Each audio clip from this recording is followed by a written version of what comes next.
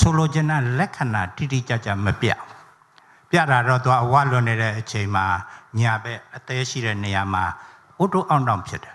ဥတုအောင့်တောင်ဖြစ်တယ်ဘာမှမသိဘူးဒီဘက်ကအောက်နေတယ်ထိုင်လိုက်ရင်ထောက်နေတယ်ဆိုတာကတော့တေချာနေတယ်အဲ့ဒီအသေးအစီရှိနေပြီဆိုတော့ဝနေပြီဆိုရင်ဒါအသေးစီရှိနေပြီဆိုတာတေချာပါတယ်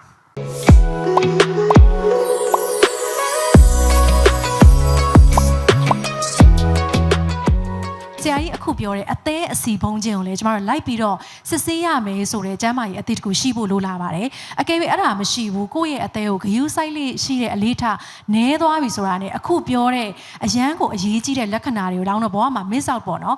မသိလိုက်တာမျိုးဖြစ်သွားနိုင်တယ်လို့ထင်ပါတယ်အဲ့တော့ဆရာကြီးပြောသွားတဲ့အပိုင်းဒီသမီးတို့အသေးကိုစပြီးတော့ဂယုစိုက်ရတော့မယ်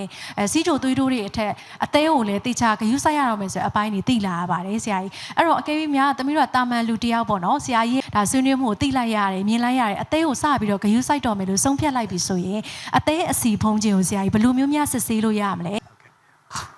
ခဏ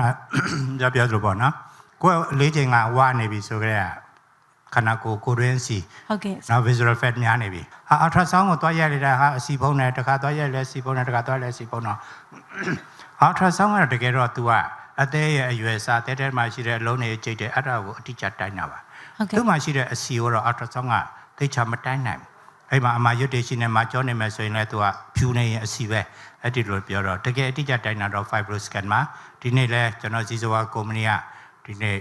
အခမဲ့နော်သူတို့မြစ်တမ်းလူအယောက်20သူတို့စစ်ပေးနေတာရှိပါတယ်အဲ့ဒါစစ်လိုက်ရုံမှာအစီများတယ်များဆိုဒါနဲ့စစ်လိုက်အတိအကျထွက်လာခဏအတိအကျနဲ့ထွက်လာတယ်အဆင့်1နဲ့3နော်အဆင့်3ကတော့